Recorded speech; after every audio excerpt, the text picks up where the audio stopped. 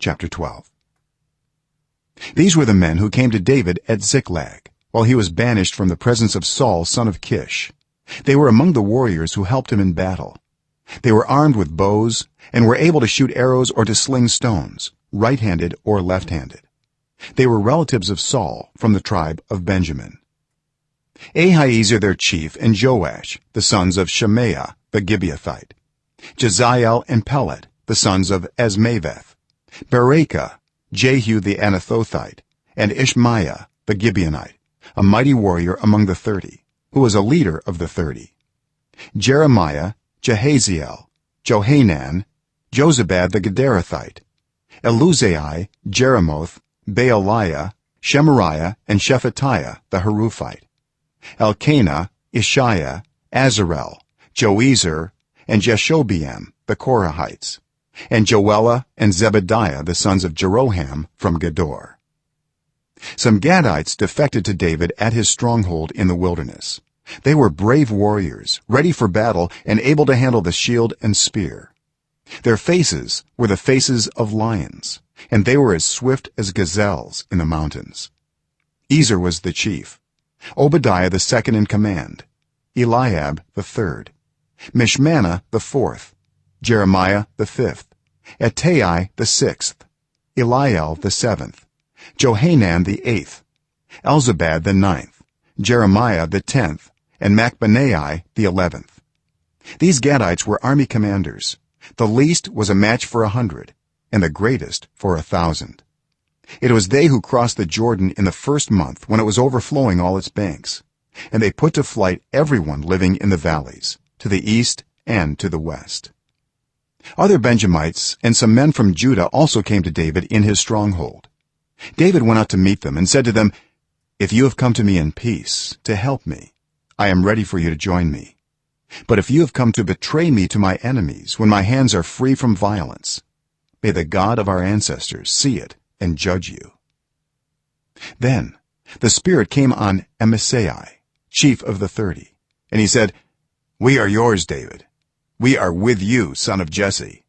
Success, success to you, and success to those who help you, for your God will help you." So David received them and made them leaders of his raiding bands. Some of the tribe of Manasseh defected to David when he went with the Philistines to fight against Saul. He and his men did not help the Philistines, because after consultation their rulers sent him away. They said, "It will cost us our heads if he deserts to his master Saul." When David went to Ziklag, these were the men of Manasseh who defected to him: Adnah, Jozabad, Jediel, Michael, Jozabad, Elihu, and Zilithai, leaders of units of 1,000 in Manasseh. They helped David against raiding bands, for all of them were brave warriors, and they were commanders in his army. Day after day men came to help David, until he had a great army, like the army of God. These are the numbers of the men armed for battle who came to David at Hebron to turn Saul's kingdom over to him, as the Lord had said. From Judah, carrying shield and spear, 6,800 armed for battle. From Simeon, warriors ready for battle, 7,100.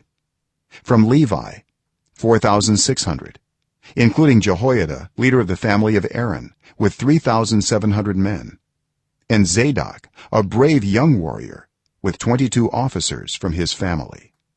From Benjamin, Saul's tribe, 3,000, most of whom had remained loyal to Saul's house until then. From Ephraim, brave warriors famous in their own clans, 20,800.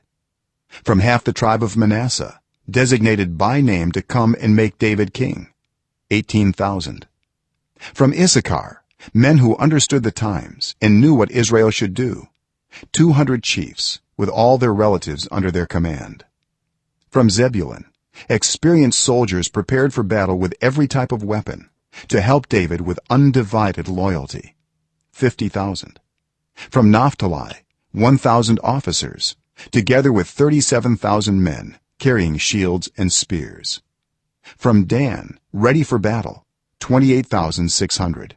From Asher, experienced soldiers prepared for battle, 40,000.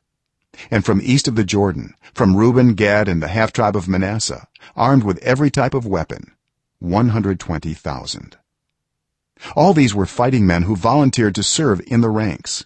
They came to Hebron fully determined to make David king over all Israel. all the rest of the Israelites were also of one mind to make David king.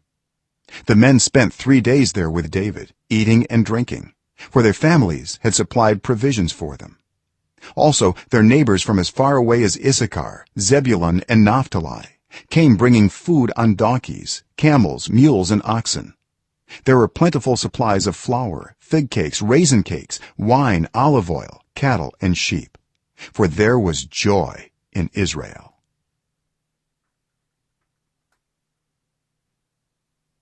Chapter